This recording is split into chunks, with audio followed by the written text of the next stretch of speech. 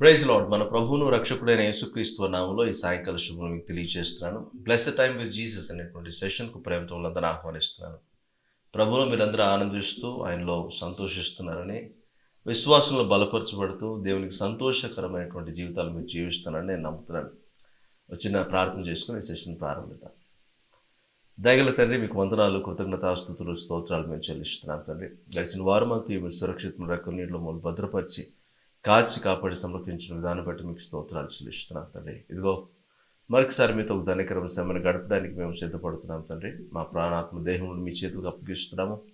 మనసారా మీరు స్తుతించడానికి, ఆత్మతోనూ సత్యంతోనూ మీ నామాన్ని ఘనపరచడానికి, మీ వాక్యాన్ని ధ్యానించడానికి, చక్కగా ప్రార్థన చేసుకొని నేను మీరు మీతో ఏకమవటానికి మాకు సహాయం చేయండి. ముందున్న సమయాన్ని మాకు దీవెనకరంగా, మీకు మహిమకరంగా మలుచుకోమని మనందరినీ మీ దగ్గర రక్షణస్థలకు సమర్పించుకుంటూ మా ప్రభువును రక్షకుడైన యేసుక్రీస్తు వారి నామములో అడిగి పెట్టుకుంటున్నాము తండ్రి. Amen, amen. Praise lord. ప్రభుని స్తుతిద్దాం. 10 నిమిషాలు ప్రభుని స్తుతించి ఆయన నామాన్ని ఘనపరుద్దాం. ఆరాధనలకు యోగ్యుడు ఆయన. అవునా? ప్రభుని స్తుతించి ఘనపరిచి పాడదాం. అందరికీ తెలిసిన పాటే ఆరాధన. ఆరాధన ఆత్మతో ఆరాధన అని పాడుతూ ప్రభుని స్తుతించి ఘనపరుద్దాం.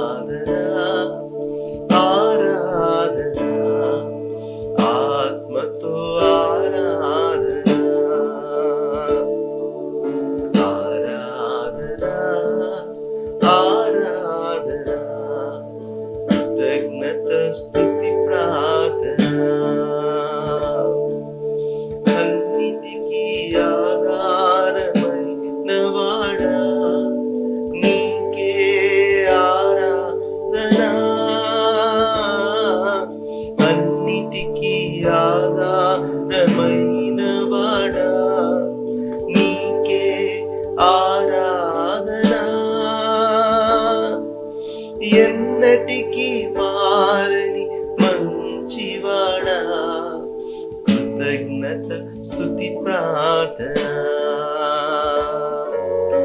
ఎన్నటికీ మారని మంచివాడా, కృతజ్ఞత స్తుతి ప్రార్థన.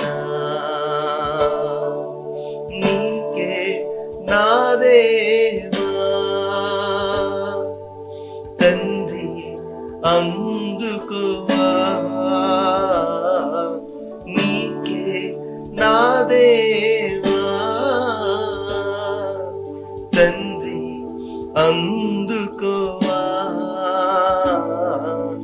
ఆరాధన ఆరాధన ఆత్మతో ఆరాధన. ఆరాధన ఆరాధన కృతజ్ఞత స్తుతి ప్రార్థన. నోటను కపటము లేనివాడా, నీకే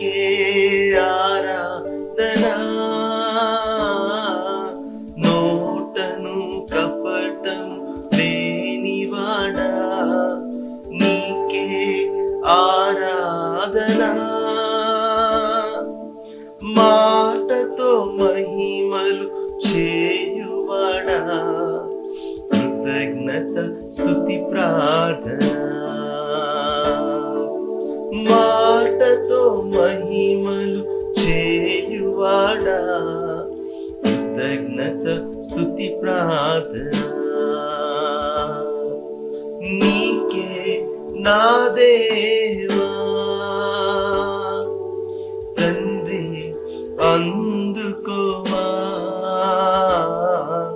నీకే నా దేవా తండ్రి అందుకోవా ఆరాధనా ఆరాధనా ఆత్మతో ఆరాధనా ఆరాధనా ఆరాధనా కృతజ్ఞత స్తుతి ప్రార్థన అంతయు వ్యాపించి నవాడా నీకే ఆరాధనా అంతయు వ్యాపించి నవాడా నీకే ఆరాధనా చింతలు తీర్చెడి గొప్పవాడా కృతజ్ఞత స్తుతి ప్రార్థన చింతలు తీర్చెడి గొప్పవాడా కృతజ్ఞత స్తుతి ప్రార్థన నీకే నా దేవా తండ్రి అందుకోవా నీకే నా దేవా తండ్రి అందుకోవా ఆరాధనా ఆరాధనా ఆత్మతో ఆరాధనా ఆరాధనా ఆరాధనా కృతజ్ఞత స్తుతి ప్రార్థన ఆరాధనా ఆరాధనా ఆత్మతో ఆరాధనా ఆరాధనా ఆరాధనా కృతజ్ఞత స్తుతి ప్రార్థన నీకే నా దేవా తండ్రి అందుకోవా నీకే ఆరాధనా తండ్రి అందుకోవా ఆరాధనా ఆరాధనా ఆత్మతో ఆరాధనా ఆరాధనా ఆరాధనా కృతజ్ఞత స్తుతి ప్రార్థన అంతట వ్యాపించున్న మా దేవ ఆదియు అంతమునైనటువంటి మా దేవ హృదయపూర్వకంగా మీకు కృతజ్ఞతాస్తుతులు మేము తెలియజేస్తున్నాం మా ఆరాధనలకు యోగ్యుడవు నీవే మా స్తుతులకు పాత్రుడవు నీవే సమస్త మహిమకు అర్హుడవు నీవు మాత్రమేనైనా మనసారా మేము స్తుతిస్తున్నాం మా విషయంలో బాధ్యత తీసుకొని మమ్మల్ని నడిపిస్తున్న మా దేవుడుగా మా తండ్రిగా మా ప్రభువుగా మా రాజుగా మీరు ఉన్నందుకు మీకు స్తోత్రాలు చెల్లిస్తున్నాం ఇదిగో మీరు మా జీవితంలో చేసిన మేలన్నింటినీ తలపోస్తూ మీరు మాకు అర్థమైన కొలది మిమ్మల్ని మేము అనుభవిస్తున్న కొలది మా పూర్ణ హృదయంతో మిమ్మల్ని ఆరాధిస్తున్నాం మా పూర్ణ మనస్సుతో మిమ్మల్ని ఆరాధిస్తున్నాం మా పూర్ణ బలముతో మిమ్మల్ని ఆరాధిస్తున్నాం ఈరోజు మాకు కలిగిన సమస్తం నిన్ను బట్టి కలిగినవే కదా మేమేమైనాము అది కేవలం నీ కృపను బట్టి మాత్రమే ఈ మాటను బట్టి నిజంగా మీలో మేము సంతోషిస్తున్నాం మిమ్మల్ని బట్టి ఆనందిస్తున్నాం మీకు చెందవలసిన మహిమను ఘనతను ప్రభావమును ఆరాధనను మీకే సమర్పిస్తూ మా స్తుతిని ఆరాధనను మీకే సమర్పిస్తున్నాము తండ్రి ఆమేన్ ఆమేన్ ఆమేన్. Praise lord. హల్లెలూయా, హల్లెలూయా. దేవుని మహాకృపను బట్టి ఈరోజు మనం ఏమై ఉన్నామో అది కేవలం ఆయన బట్టి మాత్రమే అని చెప్పడానికి ఎటువంటి సందేహం లేదు. ఈరోజు మనం శ్వాస పీలుస్తున్నాము, వదులుతున్నాము. ఈరోజు మనం కలిగి ఉన్న ఈ జీవము మనకు దేవుడిస్తేనే మనం కలిగి ఉన్నాం. దెర్ ఇస్ ఎ సోర్స్, అవునా? ఆ సోర్స్ నుంచి వచ్చిన మనమే రిసోర్స్. హల్లెలూయా. ఈరోజు ఒక సోర్స్ నుంచి, మన సోర్స్ ఏంటి అంటే చాలామందికి మీ పూర్వీకుల గురించి మాట్లాడుతూ ఉండొచ్చు చాలామంది. మీ సోర్స్ ఏంటి అంటే కొంతమంది మీకున్నటువంటి ఉద్యోగాన్ని బట్టి, మీకున్న వాటిని బట్టి, ఇదిగో దాన్ని బట్టి నేను బ్రతుకుతున్నానని చెప్పే వాళ్ళు కొంతమంది ఉండొచ్చు. కొంతమందిని అడిగితే వాట్ ఈజ్ యువర్ సోర్స్ అంటే నా సోర్స్ నా బలమే అని అంటారు, నా జ్ఞానమే అని చెప్పేవాళ్ళు ఉండొచ్చు. కానీ నీ సోర్స్ ఏంటి అని అడిగితే నా దేవుడే నా సోర్సు, ఆయన నుంచి నేను వచ్చాను, ఆయన్ని బట్టి నేను బ్రతుకుతున్నాను, ఆయన బట్టే నేను జీవితం కొనసాగిస్తాను, ఆయన లేకపోతే నేను లేను అని చెప్పగలటము కొంచెం కష్టతరం అవ్వచ్చేమో, అంత సులువైన విషయం కాకపోవచ్చేమో. కానీ జనరల్గా అందరూ చెప్పేస్తూ ఉంటాము, నిజంగా ఆయన్ని బట్టే జీవిస్తున్నామా? నిజంగా ఆయన మీదే ఆధారం చేసుకొని ఆయన భరోసా మీద మనం జీవిస్తున్నామా? ఒకసారి ఆలోచన చేయడానికి ప్రయత్నించాలి మనం. ఎందుకంటే ఆత్మీయ జీవితంలో దేవునికి ఇవ్వాల్సిన ప్రాధాన్యత విషయంలో మనం ఎక్కడ వెనుక అంచు వేయటానికి వీల్లేదు, ఎక్కడ వెనుకబడడానికి వీల్లేదు. ప్రభువును ఆరాధించే విషయంలో కూడా ఆయన మనకు అర్థమైతే అసలు నేను రోజు మునికిలో ఉన్నానంటే దానికి కారణం నా ప్రభువే, దానికి కారణం నా దేవుడే అని గనక మనం గ్రహించగలిగితే ఈరోజు మన జీవితంలో అనేకమైన విషయాల్లో దేవుడు మనల్ని హెచ్చించడం ప్రారంభిస్తాడు. చాలాసార్లు మనము మన సోర్స్ని గుర్తించట్లేదు, అక్నాలెడ్జ్ చేయట్లేదు చెప్పాలంటే, అవునా? గుర్తించడం, గ్రహించడం ఒకటైతే దాన్ని ఒప్పుకోవడం కూడా చాలా ఇంపార్టెంట్. ఈరోజు నా ప్రభువుని బట్టి నా సోర్స్ అని నేను గ్రహించగలిగాలి. చెట్లను చూడండి, అవి భూమి మీద ఉండడాన్ని బట్టి అవి అక్కడి నుంచే వచ్చాయి, విత్తనముగా ఉండి విత్తనం భూమిలో విత్తబడినప్పుడు అది ఒక మొక్కై తర్వాత ఒక మాని ఇప్పుడు అనేకులకు అది ప్రయోజనకరంగా మారింది, అవునా? అయితే ఇది ఎక్కడి నుంచి వచ్చిందో తెలియాలి, ఓకే? ఇది భూమిలో నుంచి వచ్చిందనే విషయం తెలియాలి, దాని సోర్స్ అక్కడే ఉందని తెలియాలి, దాని రూట్స్ అక్కడే ఉన్నాయని తెలియాలి. అక్కడ అది రూట్స్ ఎంత ఎక్కువగా వేయడం ప్రారంభిస్తుందో, ఎంత స్ట్రాంగ్గా లోపల ఉంటుందో అంతే స్ట్రాంగ్గా బయటకు వస్తుంది, అవునా? ఆ సోర్స్ నుంచి తను బయటకు వచ్చేసి నేను పెరిగిపోయాను, నేను బలంగా ఉన్నాను, నేను ఎక్కడైనా మనుగడ సాధించగలను అనుకుంటే అది అక్కడి నుంచి బయటికి పెళ్ళగింపబడింది అనుకోండి, ఇక దాని బలం కోల్పోతుంది. దాని సోర్స్లో నుంచి అది బయటకు వచ్చేసింది, ఇక దాని బలము పనికిరాదు, దాని సామర్థ్యం పనికిరాదు, దాని మహిమ కూడా పనికిరాదు, అవునా? అదేవిధంగా ఆ సోర్స్ నుంచి అది బయటకు వచ్చేంత వరకు ఆ సోర్స్ను బట్టే అది బలం తెచ్చుకుంటోంది, ఆ సోర్స్ను బట్టే అది మనుగడ కొనసాగించుకోవాలి తప్ప బయటకు వస్తే దానికి మనుగడ లేదు అని అది గుర్తుంచుకోగలగాలి. సేమ్ అదేవిధంగా ఒక చేపను మీరు చూస్తే కూడా చేప నీటిలో నుంచి వచ్చింది, నీటిలో ఉంటేనే అది బ్రతుకుతుంది, నీటిలో ఉండడాన్ని బట్టే అది జీవనం కొనసాగించగలుగుతుంది. నీటిలో నుంచి బయటకు వచ్చిందా ఎవరో ప్లేట్లోకి వెళ్ళిపోతుంది, అవునా? ఎవరో నోట్లోకి వెళ్ళిపోతుంది. ఎందుకు ఈ మాట చెప్తున్నానంటే మన సోర్స్ మన దేవుడు అని మనం గుర్తించగలిగి ఆయన మీద మనం ఆధారపడగలిగి, ప్రభువా నా జీవమునకు ఆధారము నీవే, నేను కలిగిన సమస్తానికి ఆధారము నీవే, నీవు లేకపోతే నేను లేను అని ప్రభువును ఆరాధించగలిగినటువంటి మనస్తత్వం మనకు కలిగి ఉండాలి. ఈరోజు చాలామంది అక్నాలెడ్జ్ చేయట్లేదు దేవుణ్ణి అక్నాలెడ్జ్ చేయకపోతే మేలు పొంది మేలు పొంది థ్యాంక్ యూ చెప్పండి దాంతో సమానం. ఈరోజు మేలు పొందిన తర్వాత minimum gesture that you say thank you అని చెప్తాము కదా. మరి మేలు దేవుని ద్వారా పొందుతున్నాము, దేవునిలో ఉండడాన్ని బట్టి మేలు పొందుతున్నాము. మరి దాన్ని అక్నాలెడ్జ్ చేసి ఈరోజు నాకు కలిగిన సమస్తానికి ఆధారం నా దేవుడే అని చెప్పడానికి మనము ఎందుకు సంశయిస్తామో తెలియదు. కానీ అలా కృతజ్ఞత భావంతో ఈ మాట చెప్పగలిగితే, మీ పూర్ణ మనస్సాక్షితో ఈ మాట మీరు చెప్పగలిగితే అదే ప్రభువుని ఆరాధించడం అవుతుంది, అవునా? ఈరోజు మనిషి కూడా దేవుని పోలికలో దేవుని స్వరూపంలో చేయబడ్డాడు. దేవుని గుణలక్షణాలను ప్రచురం చేయటానికే ఈ లోకంలో ఇంకా తను ఉండడం. అదే కనుక మన ప్రయారిటీ అయితే ఆ విధంగా ప్రభువుని మనము అక్నాలెడ్జ్ చేసి ఆరాధించగలిగితే అంతకు మించిన స్తుతి నైవేద్య ధూపం ఇంకోటి ఉండదు. ఇందులో ఎమోషన్ అవసరం లేదు, ఇందులో కొని తెచ్చుకున్న మాటలు అవసరం లేదు, ఏదో కవిత్వం అవసరం లేదు.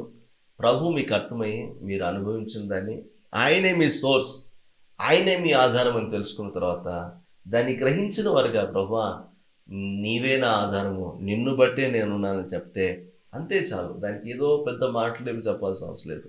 కృతజ్ఞతా భావంతో సంతోషంగా ఈ మాట మీరు చెప్పగలిగితే చాలు. ఓకే, ఇమోషనల్ ఫూల్స్ అయ్యి ఆరాధించాల్సిన అవసరం లేదు. ఓకే, సంతోషంగా దేవుడు మీకు ఎలా అర్థమయ్యాడో, దేవుని మీరు ఎలా అనుభవిస్తున్నారో దాన్ని బట్టి ప్రభుని ఆరాధించగలిగితే అదే నిజమైన స్తుతి ఆరాధన. దేవుడు బట్టి ఆరాధించే అనుభవంలోనికి దేవుడు మనల్ని నడిపించుగాక.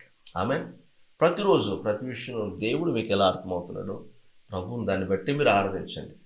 ఎక్కువ ఏమీ చేయాల్సిన అవసరం లేదు. ఎలా మీకు అర్థమవుతున్నాడో, ఏం నేర్చుకుంటున్నారో, ఎలా అనుభవిస్తున్నారో దాన్ని బట్టి ప్రభువును ఆరాధించడానికి ప్రయత్నం చేద్దాం. ఓకే, దేవుడు అట్టి కృప మనందరికీ అనుగ్రహించుగాక. మంచిది. లెర్న్ టు నో మినిస్ట్రీస్ ద్వారా ప్రతి ఆదివారం సాయంత్రం 7 గంటలకు ప్రసారం అవుతున్నటువంటి బ్లెస్డ్ టైం విత్ జీసస్ అనేటువంటి సెషన్ ద్వారా మీరు దీవించబడుతున్నారని నేను నమ్ముతున్నాను. ఈ సెషన్ దీవెనకరంగా అనిపిస్తే మీ ఫ్రెండ్స్ అండ్ రిలేషన్స్తో కూడా షేర్ చేయండి. అదేవిధంగా సండే ఆరాధన మార్నింగ్ ముగించుకొని సాయంకాలం మరలా ఇది అటెండ్ అవ్వాలంటే కష్టం ఉంది అని అనేవాళ్ళు చాలామంది ఉంటున్నారు. అయితే మీ లీజర్ టైంలో కూడా దీన్ని చూసుకోవచ్చు. అయితే మీరు వాక్యం పట్ల శ్రద్ధాశక్తులు కలిగి మరి కొద్ది సమయం దేవునితో గడపడానికి మీరు ఇష్టపడాలని మనం చేస్తున్నాను. ఓకే, ప్రతి బుధవారము వర్డ్ ఆఫ్ విజ్డమ్ అనేటువంటి షార్ట్ మెసేజ్ ఇంగ్లీష్లో ఉంటుంది. అది కూడా మీకు అందుబాటులో ఉంది, వీక్షించాలని మీకు మనం చేస్తున్నాను. స్క్రిప్చర్ టైం శుక్ర శనివారాల్లో మరలా ప్రారంభించాలని ఆశపడుతున్నాను. మరి దేవుని చిత్తంలో మరి వాటిని ప్రారంభించినప్పుడు బైబిల్ స్టడీ సిరీస్ మీకు అందుబాటులో ఉంటుంది. వాక్యంగా నేర్చుకోవటానికి, మరి వాక్యాన్ని పరిశీలిస్తూ అందులో క్రీస్తు ఎక్కడ మనకు కనపడతారు, వాక్యాన్ని ఎలా చదవాలి, ఎలా ధ్యానించాలి అనేది అందులో మీకు బోధించడం జరుగుతుంది. ఇంతవరకు జెనెసిస్, తర్వాత ఎక్సడస్ అండ్ లెవిటికస్, ఆదికాండము, నిర్గమకాండము, లేవియాకాండం మీద విశ్లేషణాత్మకమైనటువంటి స్టడీ అందులో చేసి ఉంచాము. స్క్రిప్చర్ టైం మెసేజెస్ మీరు ఆ ప్లేలిస్ట్లో చూడొచ్చు. ఒకవేళ మేము స్టార్ట్ చేస్తే ఫ్రైడే రోజు తెలుగులో వస్తుంది, సాటర్డే రోజు ఇంగ్లీష్లో వస్తుంది. అది కూడా మీరు వీక్షించవచ్చు. బైబిల్ స్టడీ మీరే చేయాలి. వాక్యాన్ని మీరు చదవండి, మంచి స్టడీ బైబిల్ ఒకటి కొనుక్కోండి, ప్రతిరోజు వాక్యాన్ని ధ్యానించండి. ఎక్కడైనా మీకు డౌట్ వస్తే, ఏదైనా రెఫరెన్స్ కావాలనుకుంటే, ఇది అర్థం కావట్లేదు దాని విశ్లేషణ మాకు కావాలనుకుంటే you can follow this. Okay, ఇది మీకు రెఫరెన్స్గానే ఉండాలి తప్ప ఇదే మీరు వింటే సరిపోతుందని మాత్రం నేను చెప్పను. ఓకే, దాన్ని గుర్తుపెట్టుకోండి. తర్వాత ప్రతిరోజు కూడా ఫేస్బుక్ అండ్ ఇన్స్టాగ్రామ్లో డైలీ డివోషన్ మీకు అందుబాటులో ఉంది. అది కూడా వాక్యానుసారమైనటువంటి డైలీ డివోషన్లే కనుక వాక్యము సంవత్సరంలో ఎలా ముగించాలని దాని మీదనే ఉంటుంది. మరి ఆ పోర్షన్స్ మీరు చదువుకొని తర్వాత డివోషనల్ ప్రేయర్ కూడా అందుబాటులో ఉంటుంది. దాన్ని మీరు ప్రేయర్ చేసుకొని మీ డివోషన్ అంతా అయిన తర్వాత మీరు బైబిల్ రీడింగ్ చేసుకొని ప్రార్థించుకున్న తర్వాత ఇది కూడా దీవెనకరంగా అనిపిస్తే మీరు ఫాలో చేయొచ్చని మీకు మనం చేస్తున్నాను. So learn to know ministries కోసం ప్రార్థన చేయండి. అనేక రీతులుగా ప్రయోజనకరమైనటువంటి పాత్రలుగా దేవుని మహిమాత్మై వాడబడాలని మరి మినిస్ట్రీ కొరకు మీ ప్రార్థనలో జ్ఞాపకం చేసుకోవాలని మీకు మనం చేస్తున్నాను. మీ ప్రార్థన అవసరం ఏమన్నా మాకు తెలియచేయండి. We are more than happy to pray for you. దేవుడు మనందరినీ దీవించి ఆశీర్వదించుగాక. మంచిది, దేవుని వాక్యంలోకి వెళ్దాం. దేవుని వాక్యమును కొద్ది నిమిషాలు ధ్యానిద్దాం. ఈరోజు మనము దేవుని వాక్యంలో నుంచి ఒక మాటను మీకు పంచుకోవాలని ఆశపడుతున్నాను, మరి అది తెలియజేయాలని ఆశపడుతున్నాను. ఒక మాటను చూసి మనం ముందుకెళ్దాం. కొలస్సీలకు రాసిన పత్రిక 1వ అధ్యాయము 17వ వచనం ఒకసారి చూద్దామా. అపోస్తలుడైన పౌలు కొలస్సీలకు రాసిన పత్రిక 1వ అధ్యాయము 17వ వచనంలో గల దేవుని మాటను ఒకసారి మనం చూద్దాం. ఆయన అన్నిటికంటే ముందుగా ఉన్నవాడు, ఆయనే సమస్తమునకు ఆధారభూతుడు. దేవుడి మాటలు మన వెనుకలో దీవించి ఆశీర్వదించుగాక. ఈరోజు నుంచి ఒక నూతన సిరీస్ నేను ప్రారంభించాలని ఆశపడుతున్నాను. ఏంటి అని అంటే, దేవుని కృపను గురించి, ఆయన దయను గురించి, ఆయన కనికరం గురించి చాలా విషయాలు మనం నేర్చుకుంటూ వచ్చాం. ఓకే, నాకు తెలిసినంత వరకు ఒక 2 సంవత్సరాలు మనం దీని గురించి ధ్యానిస్తూ వచ్చాం.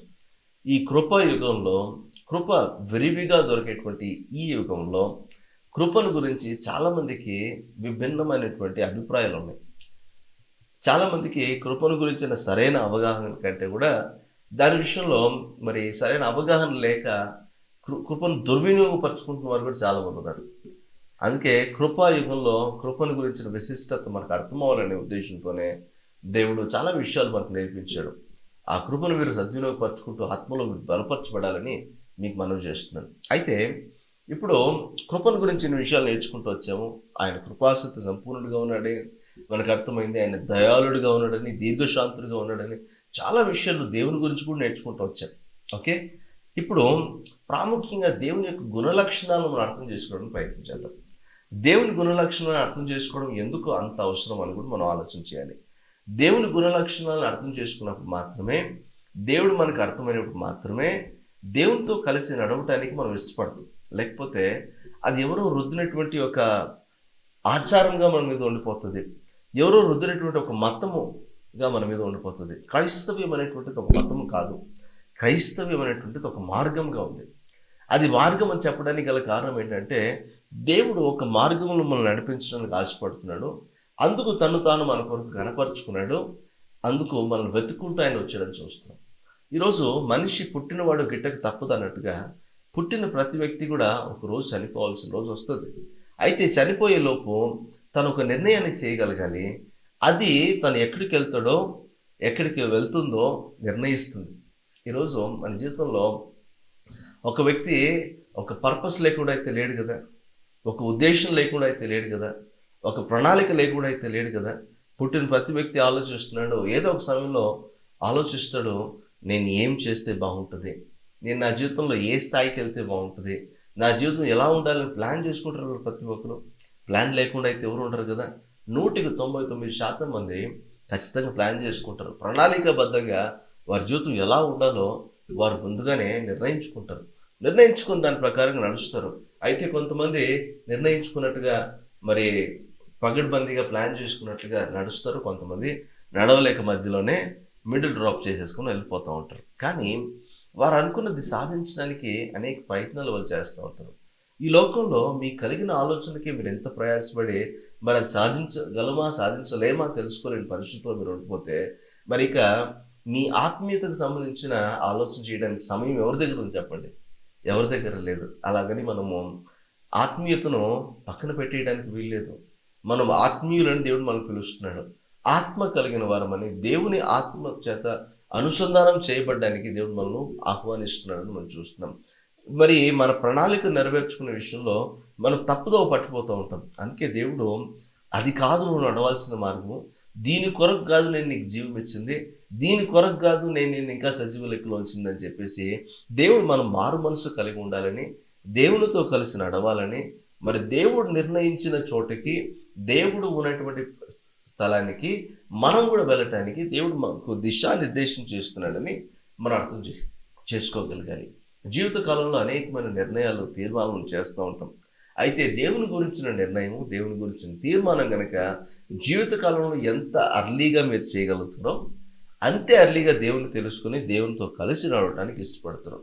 ఇద్దరు వ్యక్తులు ఏకాంగీకారం లేకుండా వారు కలిసి నడవడం అనేది జరగని పని. అవునా? ఈ మాట మనకు అర్థమవుతుంది కదా. అందుకే మన రిలేషన్షిప్స్లో ఇద్దరు డిఫరెంట్ యాటిట్యూడ్స్ కలిగిన వ్యక్తులు కలిసి ఎక్కువసేపు నడవడం కుదరదు. ఇద్దరు కాంప్రమైజ్ అయ్యి ఇద్దరు ఒక అండర్స్టాండింగ్కి వచ్చిన తర్వాత అప్పుడు వాళ్ళు కలిసి నడవడానికి అవకాశం ఉంటుంది. ఇప్పుడు దేవునితో నడవాలన్నా దేవుడు ఎవరో మనకు అర్థం అవ్వాలి. దేవునితో కలిసి జీవించాలన్నా దేవుడు ఎవరో మనకు అర్థం అవ్వాలి. దేవునికి మనకు కమిట్ అవ్వాలన్నా దేవుడు ఎవరో మనకు తెలుసుకోగలగాలి. ఈరోజు ఒకటే సూటైన ప్రశ్న మిమ్మల్ని అడుగుతున్నాను, దేవుడు ఎవరో మీకు తెలుసా? పోనీ మీ దేవుడు ఎవరో మీకు తెలుసా? ఈరోజు మనిషికి తను చేస్తున్న వర్క్ ఈజ్ వర్షిప్ అన్నట్టుగా అయిపోయింది. మనిషికి తన ఆలోచనలే దేవుడు అయిపోయాడు. మనిషికి తను చేస్తున్న ప్రణాళికే దేవుడు అయిపోయాడు. ఈరోజు మన దేవుడు ఎవరో, మనకు జీవం ఇచ్చిన వాడు ఎవరో మనకు తెలియాలి. మనం నడిపిస్తున్న దేవుడు ఎవరో మనకు తెలియాలి.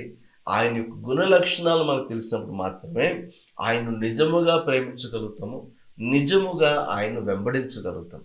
ఈరోజు ఆ గుణ లక్షణాలు మనం అర్థం చేసుకోవడానికి ప్రయత్నం చేయాల్సిన వారంగా ఉన్నాం. ఆ గుణ లక్షణాలు అర్థం చేసుకుంటే will fall in love with him. ఆయనతో మనం సంతోషంగా, ఇష్టంగా నడవటానికి ఇష్టపడదాం. ఈరోజు చిన్నపిల్లలు చూడండి, లేకపోతే యవనస్తులు చూడండి, ఎస్పెషల్లీ టీనేజర్స్ తల్లిదండ్రులతో కలిసి నడవాలంటే కొంచెం ఆలోచన చేస్తారు, కొంచెం వాళ్ళు సంశయిస్తారు. ఎందుకంటే తల్లిదండ్రులతో కలిసి నడిస్తే రూల్స్ అండ్ రెగ్యులేషన్స్ ఫాలో చేయాల్సి వస్తుంది. మరి వాటితో ఉండాలంటే పద్ధతిగా ఉండాల్సి వస్తుంది. అది వాళ్ళకే వాళ్ళు నడుస్తున్నారు అనుకోండి, సంతోషంగా వారు చాలా సంతోషంగా ఉంటారు. ఎందుకంటే అది ఇష్టారాజ్యంగా వాళ్ళు జీవించవచ్చు కాబట్టి. కానీ దేవునితో నడిచేటప్పుడు కూడా కొన్ని పద్ధతులు మనం మార్చుకోవాల్సి ఉంటుంది. మన జీవిత విధానాలు కొన్ని మార్చుకోవాల్సి ఉంటుంది. అది ఎలా అంటే అది మనం కష్టముతో లేకపోతే అది మనము మనసు నొచ్చుకుంటూ చేయాల్సిన అవసరం లేదు. కానీ ఇష్టంగా అసలు మన తల్లిదండ్రులు ఎందుకు అలా డిసిప్లిన్గా నడవాలని ఆశపడుతున్నారు మనల్ని అని కనుక పిల్లలు అర్థం చేసుకోగలిగితే దాన్ని భారంగా వాళ్ళు ఫీల్ అవ్వరు. ఇష్టంగా వాళ్ళు దాన్ని మార్చుకొని తల్లిదండ్రులకు తగినట్లుగా వాళ్ళు నడుచుకుంటారు. అది వాళ్ళకి కూడా మంచిదే అనే విషయం వాళ్ళకు కూడా అర్థమవుతుంది.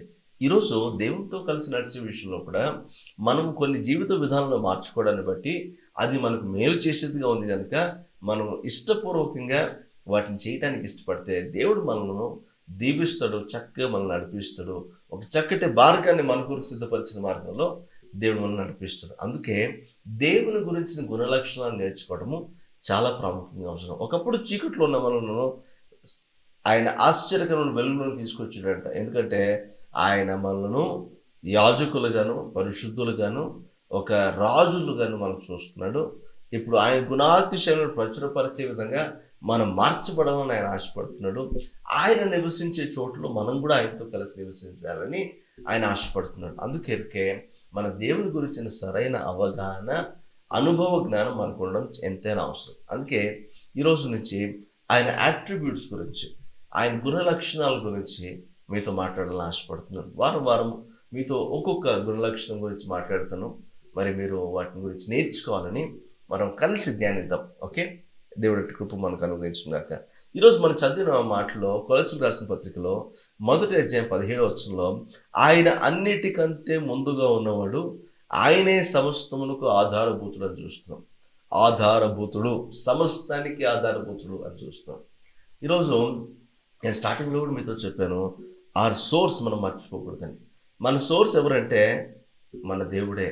ఆయన సమస్తానికి ఆధారభూతుడు. ఈరోజు ఈ ప్రపంచం విశ్వం ఎక్కడి నుంచి వచ్చింది, ఎలా వచ్చిందంటే బిగ్ బ్యాంగ్ థియరీ అని కొంతమంది చెప్తారు, ఎవల్యూషన్ ద్వారా వచ్చిందని కొంతమంది చెప్తారు, ఒకరు ఒక శబ్దం ద్వారా వచ్చిందని కొంతమంది చెప్తారు. ఇలా రకరకాలుగా చెప్తారు. బైబిల్ మనకేం చెప్తుందంటే ఆదికాండం 1వ అధ్యాయం 1వ వచనంలోనే ఆది యందు దేవుడు భూమి ఆకాశములను సృజించెను. అయితే మనకు ఒక పాయింట్ క్లియర్గా అర్థమైపోయింది. ఈ భూమిని ఆకాశములను దేవుడు కలుగు చేశాడు, లేకపోతే సృజించాడు అని. ఓకే, సృజించాడంటే హీ క్రియేటెడ్ దెమ్ అని అర్థం. అంటే ఆయన వాటిని సృష్టించాడు. ఓకే, ఇక వాటి ప్రారంభం ఎక్కడి నుంచి వచ్చిందంటే దేవుడు సృష్టిస్తే వచ్చింది. శూన్యములో సమస్తమును కలుగు చేసిన వాడు ఆయనే అని చూస్తాం. మరి ఈ కలుగు చేసిన వాడు ఎక్కడి నుంచి వచ్చాడంటే ఆయన ఇంకెవరైనా కలుగు చేశారంటే ఆయన ఎవరు కలుగు చేయలేదు, ఆయన ముందుగానే ఉన్నాడు. ఆయనే సమస్తాన్ని సృష్టించాడు అని చూస్తున్నాం. శూన్యములో సమస్తాన్ని కలుగు చేసిన వాడు ఆయనే. సైంటిస్టులు చెప్తారు మ్యాటర్ అని చెప్తారు, టైం అని చెప్తారు, సబ్స్టెన్స్ అని చెప్తారు. ఇలా చాలా విషయాలు గురించి సైంటిస్టులు మాట్లాడుతూ ఉంటారు. నేను అంతటి తత్వజ్ఞానంలోకి నేను మిమ్మల్ని తీసుకెళ్ళాలనుకోవట్లేదు. సింపుల్గా మీకు కొన్ని విషయాలు నేను తెలియజేయాలని ఆశపడుతున్నాను. మీరు ఎక్కడి నుంచి వచ్చారు అని మిమ్మల్ని అడిగితే కొంతమంది మీలో ఎవల్యూషన్ థియరీని బట్టి నేను కోతి నుంచి వచ్చిన వాడిని అని చెప్తూ ఉండొచ్చు. కోతి ఎక్కిరింతలు ఆ చేష్టలు మీలో కనపడుతూ ఉండొచ్చు. దాన్ని బట్టి కరెక్టే వీడు కోతి నుంచే వచ్చాడని చెప్పుకునే వాళ్ళు కూడా ఉంటారు. దాన్ని సమర్థించుకునే వాళ్ళు కూడా ఉంటారు. అయితే మనిషి కోతి నుంచి రాలేదని వాక్యం చెప్తుంది మనిషి దేవుని పోలికలో చేయబడ్డాడని. అంటే ఇప్పుడు ఒక దాన్ని చూసి దేవుడు మనిషిని చేశారని లెక్క. అప్పటికే మనిషిని చేసేటప్పటికే ఈ చతుష్పాద జంతువులన్నీ వచ్చేసాయి. భూగర్భ జలాల్లో ఉన్నటువంటి ఇవన్నీ ఫిషెస్ అన్నీ వచ్చేసాయి. వాటిని బట్టి వాటి రెప్లికాలో మనిషిని దేవుడు చేయలే. దేవుడు మనిషిని చేసినప్పుడు తన పోలికలో తన స్వరూపమందు నరుని స్త్రీని గాను పురుషుని గాను చేశాడని చెప్పిన. అంటే మనము ఎవరి పోలికను బట్టి చేయబడ్డామంటే మన దేవుని పోలికలో మనం చేయబడ్డామని. అంటే మన సోర్స్ ఎంత తెలుసా, మనం కలుగు చేసిన వాడు మన దేవుడే అని మనకు అర్థం అవ్వాలి. తర్వాత మనం ఎవరిలాగా చేయబడ్డామంటే మన దేవుని లాగా చేయబడ్డామని మనకు అర్థం అవ్వాలి. ఈ సృష్టి అంతటికి ఆధారము ఆయన ఏంటంటే హీఈస్ హోల్డింగ్ ఎవ్రీథింగ్ టుగెదర్ అని మనం ఇంగ్లీష్ బైబిల్లో చూస్తాం. అంటే he's the one who is in the beginning. ఆయన మొదటి నుంచి ఉన్నవాడు, ఆయన్నెవరు కలుగు చేయలేదు. బట్ మనం చూస్తున్న సమస్తాన్ని కలుగు చేసిన వాడు ఆయన మాత్రమే అని చూస్తున్నాం. ఆయనే సమస్తాన్ని కలుగు చేశాడు. కలుగు చేయడం మాత్రమే కాదు, సృష్టించి అలా వదిలేయలేదు. దాన్ని ఇప్పటికీ ఆయన పరిరక్షిస్తున్నాడంట, వాటిని జరిగిస్తున్నాడంట. సృష్టి క్రమం అంతా కూడా ఆయన ద్వారానే జరిగించబడుతుంది. ఆయనే సూపర్వైజ్ చేస్తున్నాడు, ఆయనే మానిటర్ చేస్తున్నాడు. అంటే సమస్తానికి ఆధారం ఆయన ఉన్నాడు. సమస్తము ఆయన ద్వారా కలిగాయి, ఆయన్ను బట్టే జరుగుతున్నాయి అని మనం చూస్తున్నాం. అంటే ఈరోజు సమస్తానికి ఆధారభూతుడు మన దేవుడే అని మనం అర్థం చేసుకోవాలి. ఈ మాట కనుక మనకు అర్థమైతే మనకు కొన్ని విషయాలు అర్థం చేసుకోవడానికి మనకు సులువు అయిపోతుంది. ఏంటంటే సమస్తానికి ఆధారము దేవుడే అని చెప్తున్నానంటే అది మనం చూస్తున్న సమస్తం ఆయన ద్వారా కలిగింది అంటున్నాం. కాబట్టి ఈరోజు మన జీవితంలో కూడా మన దేవుడు సమస్తానికి ఆధారం అని మనకు అర్థమైతే చూస్తున్నటువంటి ఈ విశ్వం అంతటిని మనం చూస్తున్నప్పుడు ఇప్పటికీ సైంటిస్టులకు అర్థం కావట్లేదు ఎక్కడ ఏంటుందో. ఒక గ్యాలక్సీలో ఉన్న సోలార్ సిస్టమ్ను వాళ్ళు పరిశోధించి దాన్ని మొత్తంగా నేర్చుకోవడానికే ఇంత సమయం పట్టింది. ఇంకా నేర్చుకోలేదు కంప్లీట్గా.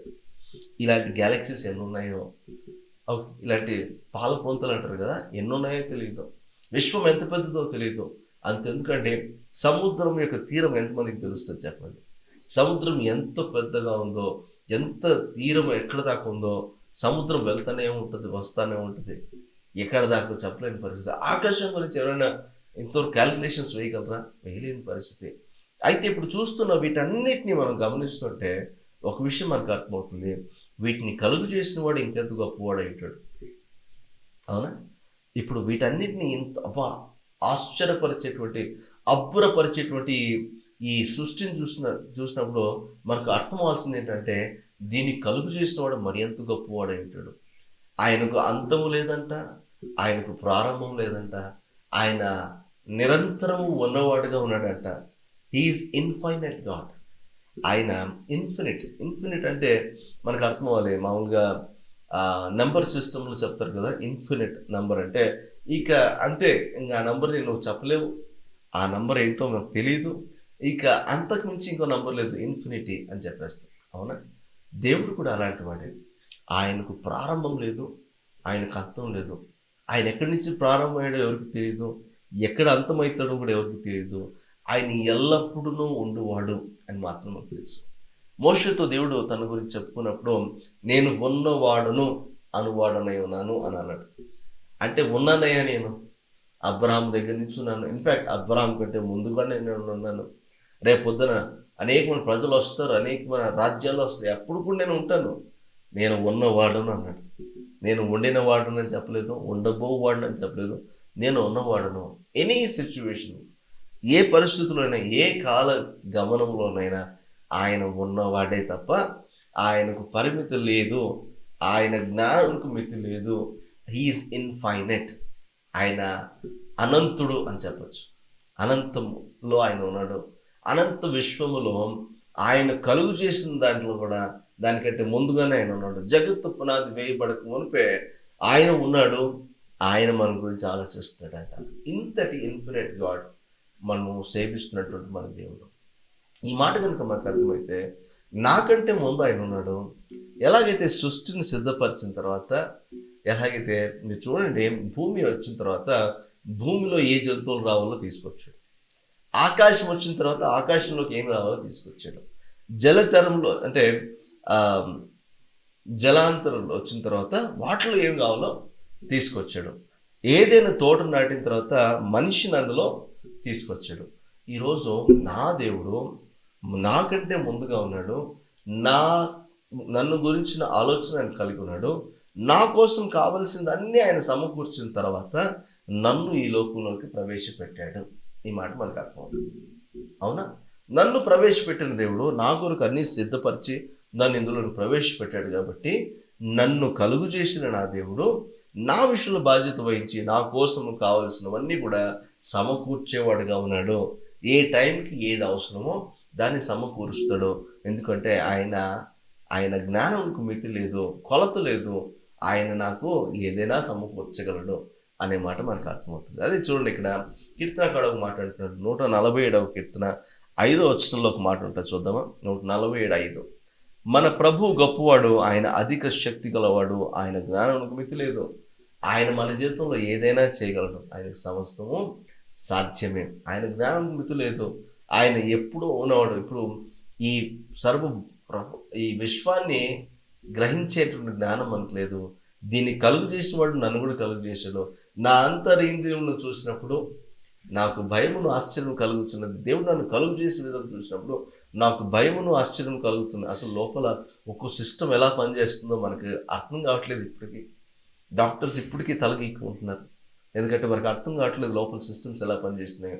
అలాంటి జ్ఞానం కలిగిన దేవుడు మన పక్షాన ఉండి మన కొరకు సమస్తమును కలుగజేసిన వాడిగా ఉంటున్నాడు. సమస్తమునకు ఆధారభూతుడుగా ఆయన ఉన్నాడు.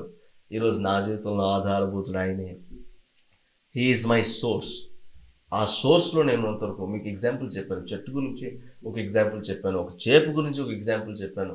ఈరోజు నేను నా దేవుడే నా సమస్తానికి ఆధారభూతుడు, నాకు నా జీవితానికి ఆయనే ఆధారభూతుడు అని కనుక నాకు అర్థమైతే నేను ఆయన ఆరాధిస్తాను, నేను ఆయన్ను గణపరుస్తాను, నేను ఆయనతో కలిసి జీవిస్తాను. ఈరోజు ఈ అనుభవంలోకి మనం రావాలంటే ఆయన సమస్తానికి ఆధారభూతుడని తెలియాలి. అందుకే చూడండి, ఆకాశం ఆయన మహిమను వివరిస్తున్నాయి. అవునా? ఆకాశము, ఈ సృష్టి అంతా ఆయన మహిమను వివరిస్తున్నాయి. అయితే మనమే ఆయన ఎవరో గ్రహించలేక నశించిపోతున్నాం. ఈరోజు ఆయన్ని గ్రహించేవరగా, ఆయన అనుభవించేవరగా, ఆయన్ని బట్టి సంతోషించేవరగా ఆయనే సమస్తానికి ఆధారము. నా జీవితంలో కూడా సమస్తానికి ఆధారం ఆయనే అని గుర్తించి ప్రభువుని ఘనపరిచే విధంగా మన జీవితాలను ఆయన మార్చునుగాక. ఈరోజు ఆధారం లేక ఇక నేను ఏమైపోతాను అనేటువంటి భయం మీలో ఉన్నా ఒకటి గుర్తుంచుకోండి, మీకోసం అన్ని సిద్ధపరిచాడు దేవుడు. మీ గురించి ముందుగానే ఆలోచించాడు దేవుడు. జగత్తు పునాది వేయబడక మునిపే మిమ్మల్ని గురించి ఆలోచించాడు ఆయన. మీకోసం సమస్తాన్ని సిద్ధపరిచిన తర్వాత మిమ్మల్ని తీసుకొచ్చాడు. నాకు అది లేదు ఇది లేదని అనుకోవద్దు. నీకోసం ఏదైనా కలుగు చేయడానికి సమర్థుడైన దేవుడు నీకున్నాడు. ఆయన సమస్తానికి ఆధారభూతుడు. నీ విషయంలో కూడా సమస్తముల విషయంలోనూ బాధ్యత తీసుకునేటువంటి దేవుడని గుర్తించడానికి ఈ మాట మీకు తెలియజేస్తున్నాను. ఈ మాట మీకు అర్థమైతే ఏది మీకు కలిగిన సమస్తానికి ఆయన ఉన్నాడు, ఆయన చూసుకుంటాడు అనేటువంటి ధైర్యం మీకు కలుగుతుంది. ప్రతి విషయంలోనూ ధైర్యంగా దేవుని సన్నిధిని సమీపించగలుగుతారు, దేవుళ్ళు ఆనందించగలుగుతారు, దేవుళ్ళు ముందు కొనసాగలుగుతారు. ఇట్టి దీవెనకరమైనటువంటి నిరీక్షణతో కూడినటువంటి భక్తి జీవితాన్ని ప్రతి ఒక్కరిని కలిగి ఉండడానికి ప్రయత్నం చేద్దాం. ఓకే, ప్రార్థన చేద్దామా? కళ్ళు మూసుకున్నాం. తండ్రి, నీకు స్తోత్రాలు ప్రభువా, మీకు వందనాలు చెల్లిస్తున్నాం. నీవు సమస్తమునకు ఆధారభూతుడవు. నిజమే, మేము చూస్తున్న ఈ సృష్టి అంతా మరి మాకు అగమ్య గోచరం, మాకు తెలియదు ఎలా జరిగిందో ఎలా వచ్చిందో, కానీ వాక్యం చెప్పింది మేము నమ్ముతున్నాం. ఇది మీ ద్వారానే కలిగింది. సమస్తానికి ముందుగా ఉన్నవారు మీరే సమస్తాన్ని సృష్టించారు అని మేము చూస్తున్నాం. సమస్తాన్ని జరిగిస్తున్నవారు మీరే, సమస్తానికి ఆధారభూతులు మీరే. ఈ విషయం మాకు అర్థమైంది. ఈరోజు మా జీవితానికి ఆధారం కూడా మీరే, మాకు కలిగిన సమస్తానికి ఆధారము మీరే, మా జీవితంలో సమస్తానికి మీరే ఆధారభూతులు అని మేము నమ్ముతున్నాం. ఈరోజు ఈ విషయం అర్థం చేసుకున్న మేము మీరే మా సోర్స్ అని అర్థమైంది కనుక ఈ సోర్స్ నుంచి మేము పక్కకి వెళ్ళకుండా మీలో ఉండి, మీలో మా గమనం మా జీవనం కలిగి ఉండి, మీలో మేము ఆనందిస్తూ ముందు కొనసాగే వాక్యాన్ని మీరు మాకు దయచేయండి. తద్వారా మేము సంతోషపెట్టే వారంగా మిమ్మల్ని బట్టి విశ్వాసంలో నడుచుకునేటువంటి కృపను మీరు మాకు దయచేసి నడిపించమని మనం మీ దగ్గర రక్షణ స్థలానికి సమర్పించుకుంటూ మా ప్రభువును రక్షకుడైన యేసుక్రీస్తు వారి నామములో అడిగి పెట్టుకుంటున్నాము తండ్రి. Amen, amen. Praise lord. Thank you so much. మీరు దీవించబడుతున్నాను నేను నమ్ముతున్నాను. మరొక ఆదివారం మనం కలుసుకుందాం. అంతవరకు దేవుని ఆనందిస్తూ ఉండండి. దేవుడు సమస్తములకు ఆధారభూతుడిగా ఉన్నాడు. మీరు ప్రభువులో ఆనందిస్తుండగా మీకు కలిగిన సమస్త విషయంలో, మీ కొరకు దేవుడు నిర్ణయించిన సమస్తమైన విషయంలో దేవుడు మీకు ఆధారభూతుడిగా ఉండి నడిపించును గాక. ఆమెన్.